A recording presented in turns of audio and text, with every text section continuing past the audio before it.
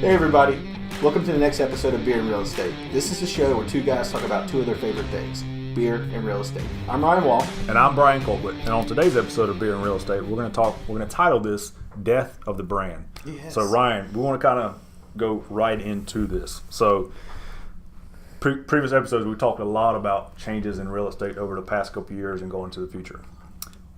Let's talk about specifically branding as far as real estate goes. Not from an agent's standpoint, but of who they work for. Okay. What's your view as far as what a brand was 10 years ago in real estate and the importance of what it is now and going into the future? Okay, so a decade ago. A decade ago. Yeah, 2009. It doesn't seem like that far away. 2009. I mean, no. It's not that far away. I was a little young kid then. Yeah, that's right. Real estate wise though, it truly was a lifetime ago. It was a bad time. 2009. It was a bad time, and you had agents grasping onto the market, trying to make it in this market. Yeah, and it's crazy grasping onto these franchises too. Yeah, talking about franchises. Franchises were a lot bigger then than they were now. People felt like they needed a franchise to have a brand. I'm not going to have a brand unless I have a franchise. If I don't pull up with this hot air balloon behind me, and if I don't pull up with this big K and this W over here, then I'm not going to be able to succeed. People have to see that I know what I'm doing. Okay, that's not anymore. Okay, so why is that? So what's again? So we know what you're talking about. So explain a little bit more. I want to hear it. What do you mean? So today, why is it not as big and important today as it was then? It's a do-it-yourself YouTube society, man. I brought this up before. Well, you mentioned, sorry to cut you off, but YouTube, the internet. The internet's really changed it so a lot. So yeah, I agree. And the internet was big in 2009, but it's like you're right. It's like it still is different now. It's weird saying. I feel like an old man saying like this internet's But it's crazy what's available to us. Like this is I used to you take your car in and get it fixed, and due to YouTube. I changed out a clutch in my garage with 3 computers, and I set up, and it worked pretty well. And so it's just like but that's not something that Joe Schmo could do any day. And it's the same thing with real estate. So what do you mean by YouTube? What are we learning on YouTube? We talk about many things.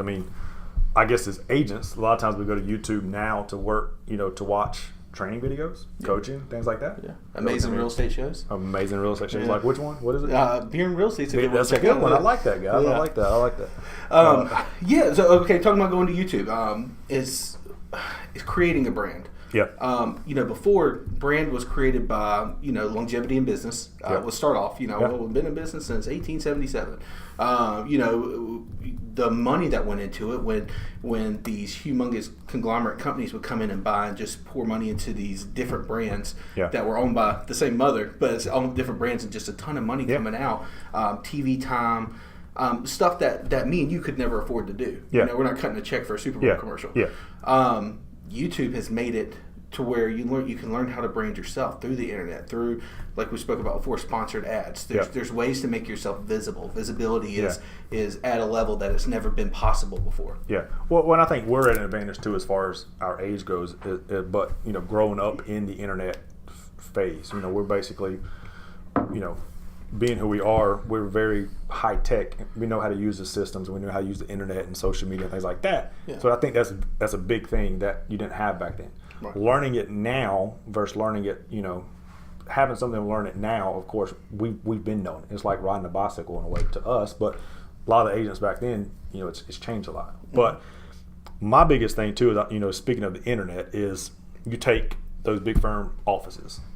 Typically, they could have 30, 50, 60, 100 agents in the office.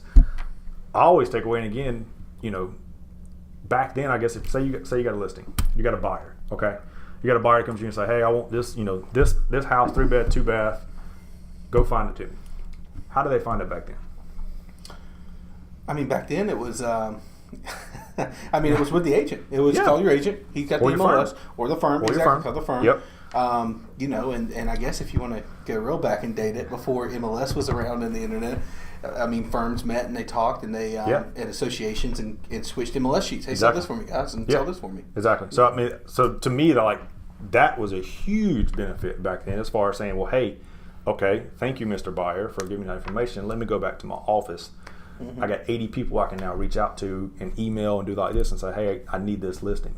Now you say, well, actually, no, we don't say anything. And Mr. Buyer says, hey, I found this house online. Yeah. Can you go show it to me? Yep. You know, so like, I feel like the research part of it, in a lot of ways, you know, again, we've talked about real estate agents has kind of transitioned the focus of marketing, because some of those tactics and skills that we needed to have back then, and word of mouth and friendships and things like that, you didn't need that. So I mean, would you say that's a big plus back then was, being, you know, if you were an agent and had 100 people to kind of go to and ask, you know, hey, what do you got coming up? I got some buyers that's interested in this, and this is what they need. Do you know of anything? Yeah, you're exactly right. You don't need that now. You go to your MLS, you go to, you know, online, Facebook, whatever it is, and those buyers can find those houses. So I mean, that's a big difference. Yeah, to me. That's exactly right. Yeah, exactly right.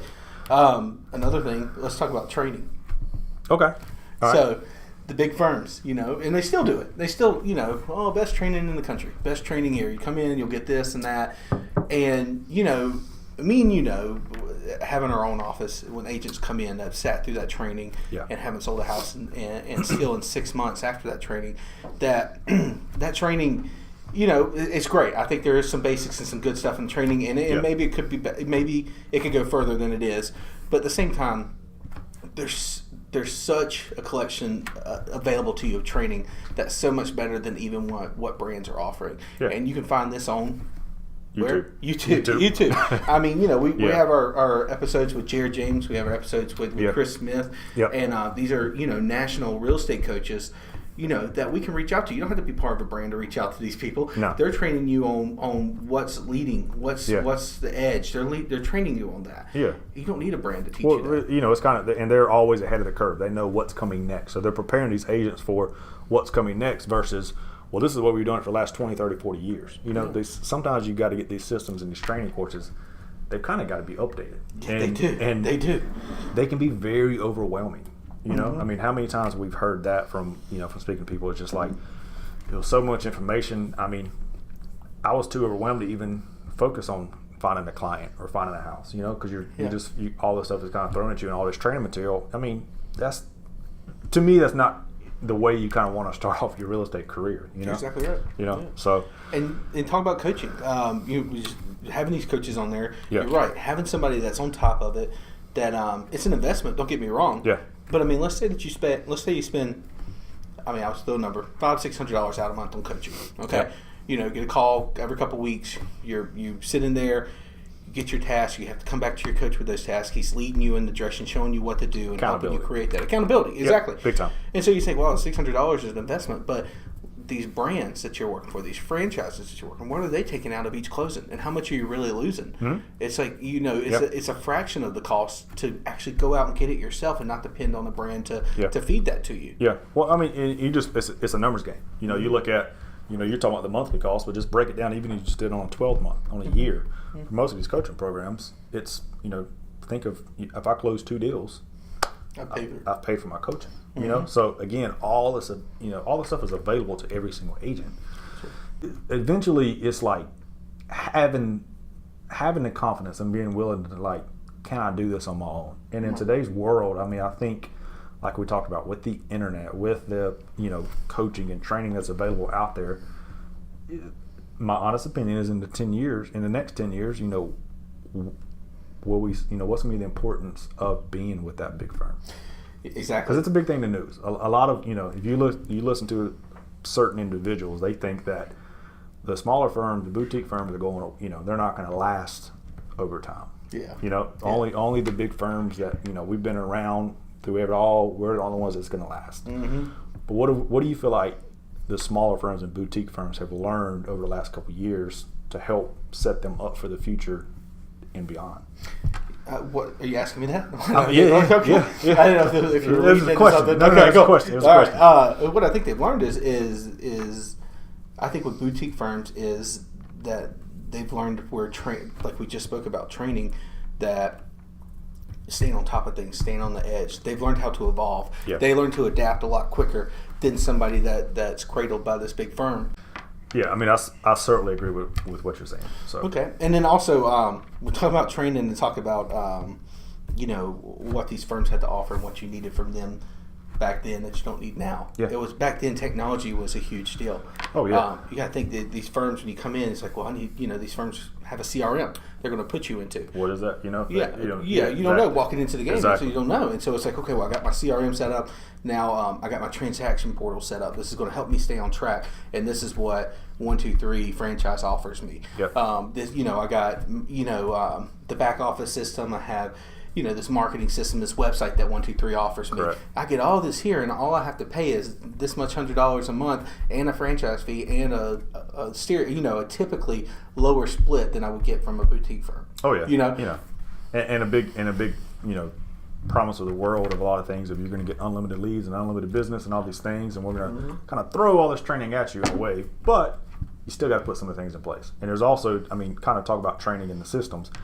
Nowadays, you talk about CRMs and you talk some of this training. Every firm has that. Mm-hmm. There's not many firms out there that's not going to offer that. So, again, I think these boutique firms are picking up along where what they've learned.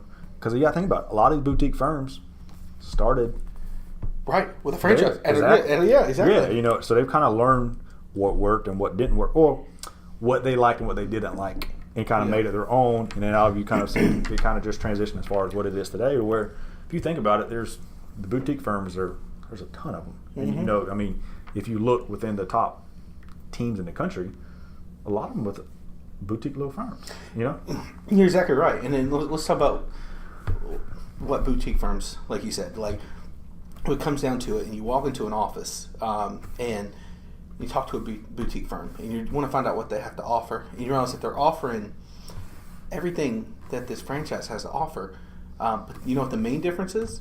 It's the culture. Exactly. It's the culture. I was hoping you were going to say that. Because that is definitely the main difference. It's the culture. It's that you walk in and there's a group of people that just work well together, that build each other up, that tries to make each other, do better. They hold each other accountable. Exactly. I'm about to say it's a lot easier. You got to think about it. It's, again, going back, it's a numbers game. Mm-hmm. Can we hold each other accountable within a team of 5-10 agents? Or can you hold each other accountable with an agent or a team of 50 to 100 agents? Right. But what point is a new agent? Think about that. Just think a brand new agent. I just got my license. I'm coming into the game. I want to go sell real estate. I want to sell a lot of them. Okay. I walk in the door. First couple weeks, you're lost. Mm-hmm. Not saying you are lost, but you can get that feeling. Yeah. We've seen that. We've heard that. We've heard it word for word. Yeah, and I will say too, I feel like it's I don't say one-sided. On this too, because I will say, sometimes that does work for those individuals. There's some individuals that need that. There's some individuals that need that bigger office and those bigger people in that system behind them. But again, I guess that just comes down to like asking yourself, who am I as an individual? Mm-hmm. How do I prefer to work? And what, which avenue do I want to go as far as with my real estate career? Which one I think is going to work better? Yeah. And what we have seen, and again, it's being a little bit biased, but what we have seen is that the culture big time outweighs a lot of the other things that a lot of people think that you're going to get elsewhere. You're exactly right. So and we use that, and it's not just as agents. I think how many times have you heard of our clients? How much they enjoy that. Yeah. We just had this meeting the other week. Somebody mentioned that they're like, I really like what they call it, the family oriented team that you got. Yeah, they did, because and the thing is, they met talking culture. They met multiple agents, and so they met multiple people, different personalities. It was a great. It was like I said, it was a good culture, a good family feel, and it didn't feel like, oh, this is awkward. This person's here. It felt like this is my team working for me, as opposed to this is my agent, and his competitor literally shares a cubicle with him. It's just like exactly. And talking about backing up the training though, it's like talking about, okay, so culture is important, and that's one thing I don't mind saying. I feel like you get that more at a boutique firm, a smaller firm. Without a doubt. There's not a doubt in my mind that you get that with that. Right. Yeah. And so training and stuff, like what they have to offer, people are still, I feel like when you see these franchise offices, they're still pushing this, technology. Yeah. And nothing is is amazing about this. It's like, well, that's common. You Yeah. know, even Gary Keller said on Inman the other day that EXPs. Oh, yeah. And this is on Inman. This is not me, my opinion. It's not a quote. It's not a quote. This is not Beer and Real Estate's opinion officially. But he said, that their virtual world was like an old school gaming system. And then we break that down. Like, wait a minute. These guys are paying people to create something for them. Yeah. What are we doing individually as agents? What can we do? We can pay people to create something for us. Yeah. And we can do it on a smaller scale, and they're having to do it on a larger scale. So that the average of what it costs, comes out where it's like, it's affordable for us. So I mean, I wouldn't put it in the technology category, but Facebook. Nowadays I think that's a big tool that's at the fingertips of every agent that's out there. So going into back into what we were talking about as far as what did the firms offer in the older days compared to now? Going back to internet again, Facebook. I mean, a lot of our marketing, a lot of agents are getting exposure themselves on Facebook. They're creating their own brand versus a company's brand and things like that. And I tell people all the time, or not people, but I've had this conversation with agents a lot. What does it say? Consumers, home buyers, home sellers, they're hiring the agent. Right. Exactly. Because they like them and they trust them and they want to do business with them. They're not, at the end of the day, yes, you're going to see it sometimes that I feel like, but, to me, I haven't seen that a lot. From conversations we've had with other people and even, on the consumer side and on the agent side, how often do you say, well, I hired such and such because they're only with, they're with this firm. Yeah. A lot of times it's because I liked Ryan. I liked the way he, his marketing was. I liked the way he interacted together. His ruggedly handsome looks. Stuff like that. I didn't hear that one, but trustworthy and things like that is kind of what came to mind. But but that's what's changed. And I guess, like I said, I mean, I don't think that you need as big a support behind you like you did, like you do back then. Yeah, you're exactly right. And it's wild talking about these big names and big brands, but even in our area, think about the names and the brands. When I think of a brand, I think of almost a team's name, an agent, and then the brand follows it. Correct. And it's because it's just coincident. It's just they're aligned with that brand. But the big brand is when people say it, they don't say let's call blah blah blah real estate. They say let's call them John Doe with blah blah blah real estate. Exactly. It's a brand that they created. Exactly. So I agree with you 100%. And you're right. Like that, you want to talk about the biggest change, like Facebook. Imagine going back to 2005 and saying, hey, you can create your entire Facebook business. You could do, this many million in real estate just from Facebook, or I guess then MySpace. From MySpace. That's taking it way back. I know, but people would be like, nah, Tom, you're crazy. Tom buy houses? Yeah, I know Tom. Yeah, he's my only friend. No, it's just like, but that would blow somebody's mind, and that's like time traveler stuff right there. Yeah, it's like, they're like, get out of here, Brian. Yeah. I'm just sorry, just a little bit off topic. Could you imagine like marketing on MySpace? Like putting a house up, Yeah, I did it. Think about like the branding, putting in branding as far as like that. You had like you had the background themes. Oh, you could do that. The music playing. Yeah. All right, we're not getting. You'd have to have an emo hair. Which, we won't get on that subject. Maybe another episode of Beer Real Estate. We'll talk about MySpace. What would happen? But let's go back a little bit. Because again, we've touched on it. But what's some of the going for the next 10 years? Okay. Obviously, the next 10 years. I mean, this isn't going to be, it's a quote. It's on you. The pressure is on right now. This video. Yes. Video. We're coming back in 2029 and we're putting this on you right now. Well, I feel safe with video being my answer. Like, video, you're going to see video evolve, and we're already seeing it. Chuck V talked about it. It was funny. It wasn't even that long ago. Talking about Facebook. Gary V. You said Chuck. Gary V. Who's Chuck V? Chuck Norris? No, Gary V. I got you. Thank you for fixing that. Gary I got you, okay? Gary V talked about it back in the day. We're talking about Facebook heading into episodes, movies. Oh, yeah. He was talking about that before it happened. Now it's here. And don't you feel like it wasn't that long ago that he did that? Yeah. And it was like all of a sudden it was there. And it's like, so video is going to continue to evolve. And again, it's like we're seeing these agencies. What's the name of that agency? We'll give them a plug. JKK? No, JK Realty. JK Realty. We're not met you guys, but we follow you. You're awesome. Love what you do. We want you on the show. Yes. We'll talk. But if you look at Inman right now, Remax, try not to say big brand names, so I will go with it. It's just put out on Inman that they are pushing video now. So videos are going to keep going, and you're going to start seeing these boutique firms.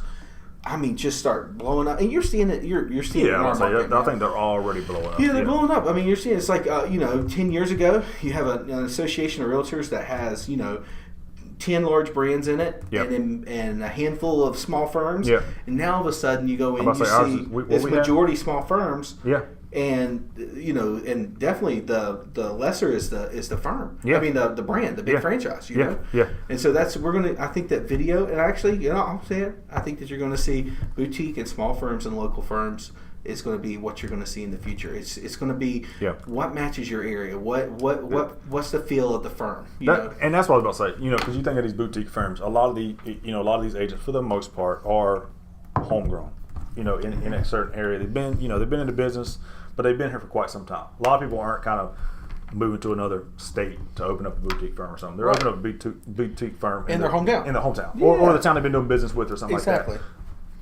That's what consumers want. They want an agent that knows the area, knows the market, they know that community. So you're exactly right. So I mean, yeah, and at the end of the day, it still comes back to it's the agent. The agent is the one that knows. You are your brand. You're exactly right. It's just what does your brand have to offer? Your brand knows the area. Your brand knows the location. Your brand knows the market. You're exactly right. Yep. So I want to touch on this a little bit. What about how much money you think as far as, because a lot of people talk about that, or some of the stories have been, well, boutique firms can't compete with the larger firms because they don't have the profits and the funding and the what's your opinion on that? I don't think they can compete, but my opinion is they also don't have the expenses. They don't have the board of directors. They don't have the everything that goes into those huge firms. That it's just they're able to make split second decisions. That they're able to not split second's a bad word. They're able to adapt quickly. Much more quickly than a firm can to the market change. Yeah. The way I do business can change so fast compared to a humongous firm trying to change the way they do business with all these agents. You got thousands of agents that you got to take into consideration. Yeah, I mean that's so no. I think that they're in a changing market and in a market that goes up and down and shifts. I think that the small firm is the strongest in that market compared to the brands. Yeah. I mean, honestly, you gotta think it kind of goes. I mean, brands are great during good selling markets. At the same time, who hurts worse in a bad market? The brands. The profit starts coming. Agents get out. We say we're going to have 100 agents in, 100 agents out. But do they care? No. I mean, it's numbers. You're right. It's numbers game. It's numbers. It is completely. Yeah. Again, you can argue with me to the end of the day. It's a numbers game. Mm-hmm. And again, I mean, we talk about it. How many times have we had agents in our area, be intrigued about joining our team? We're not signing. We don't. It's about the culture that we want to build here. We're not a numbers game. I think at the end of the day, I think if we wanted, I'm not saying that if we wanted, I know that if we wanted to grow, we could go that avenue. Right. But it's I think that's why we're going back to culture and the brand that you're trying to build. If we wanted to grow in quantity, is what you. If we wanted to grow, if we wanted asses and seats, and monthly bills. But now, could you see one of these bigger brands shutting their doors and saying, nope, we're cut off on agents. We're not having any more agents. No, because it's real estate commission is obviously it all comes down to real estate commission, what the company cut is. Yeah. And that's obviously what makes these companies go is the money coming in. Yeah. But a whole nother avenue is what they charge per month per agent sitting in the seat, and then all of a sudden what they're going to charge for what they require the agent to use the systems they created. You have to use the system if you work here. Oh, by the way, it costs this much a month. Yeah, it's that's no. They don't care if an agent sells one house. I said it. They don't care. No, I agree. Yeah, or none. Yeah, and just keep paying us. We'll go to another training course. Yeah, that's probably it. Yeah, that'll work out. What about from a consumer standpoint? You're a buyer or seller in the area and talking about the same thing. Would you, how does that make you feel? Kind of talking about what you just said, as far as it's a numbers game. With you got a local firm that has 90 agents and they're just It could, okay, from a consumer, from the educated consumer, which would you agree that we're seeing now, more than we've ever seen in our life, because of YouTube, because of the internet? Yeah, they're being coached just like agents are. Oh yeah, and in different directions, and so they have everything at their fingertips, like we talked about. Right, and so if you see an agent I shouldn't say an agent, but an agency, a firm that's plug and play. Well, this guy didn't work out. Let's plug this one here. There you go. Yeah. It's just like, and there's no quality to this quantity. Exactly. Yeah. It's just quantitative, and that's as a consumer, I'd be concerned if it's just like, who are you as a person? Because that's what I'm going to hear. It's like, I haven't seen your signs. I haven't seen you on my Facebook. I haven't seen, because you haven't branded yourself. You've depended by the banner of your company. Yeah. Well, what about, and you think about support, back-end support. From a consumer, what support they can say that, well, I got a team behind me of 90 agents. Reality kicks in a little bit. Realistically, is that true? Yeah. Where you take a smaller team that has 5 or 10 agents. Yeah. Again, you're in. I can quickly get in touch with these people. And we're constant contact. How often do you think an office of 90 people, those agents, see each other, speak to each other, and things like that? No, it's no. Everyone just those maybe at the membership meeting, and then they're out, or the training, and they're out. Yeah, and I agree. And when you see small firms, which I've seen, that was that group of agents. I'm not gonna say their name local, but they all got tattoos together. Like, they're out all the time together because they are a team, and they really got their brand logo. Exactly, yes. And so everybody loves them. Yeah. Exactly. Like they did that, and then people see them as they like each other after work. Like exactly. It's just doesn't make sense. And you're talking about consumers, but you're talking about agents. Like that's a huge benefit to joining that team. You think about it, like, man, they're that close knit. They're a close knit team. They get along. It's almost like a family. Yeah, and then not to mention their social media. While the consumers out here on the computer, and all of a sudden they see their house pop up over here. Like, oh, there, Brian's doing his job. I see that ad going out. Ooh, that's a good looking ad there. Who is it? Yep. That's my house. What agent? Okay, cool. And over here, it's like, oh my God, how many agents are advertising my house right now? Exactly. And it's just everybody puts a focus on helping Brian. Everybody puts a focus on helping John. Because the team, get the household. Because the team has built that culture and that brand to help each other, and to grow together, not one against the other in competitiveness. Cut their throats. Exactly. Yeah. So, kind of, I want to go back into it because I think a huge benefit of today's, and it's grown a lot over the past couple of years, and it's becoming a lot more popular. And I know me and you both are big advocates of it. Is going back into coaching. Mm-hmm. So, again, coaching to me is a huge benefit for an agent out there. I want you to speak, from your personal experience, and kind of just talk about as far as if you were a new agent, or even if you're an agent that's been in the business and you just feel like you're we just got into the new year. How many times do you see agents like, all right, this is it. This is the year that we're taking it to the next level. What do you see that, well, if you've been having that, you had it in 2016, 2017, 2018, 2019, do you think something like coaching just might be for somebody like that? I do, because there's something that, it's definitely, the answer is yes. Because if you're there, I know this sounds harsh, it's not something's broke, but you may feel like you're putting your all into it, but you're not doing something right. Yeah. To make it click. And to have somebody else come in that knows real estate, that they can break down what you're doing, and they can say, that's what's wrong right here. Let's fix that. Let's try this different. Let's do this. Or, maybe you're doing all this right, but you're not doing it strong enough, or you're not consistent enough. Yeah. And again,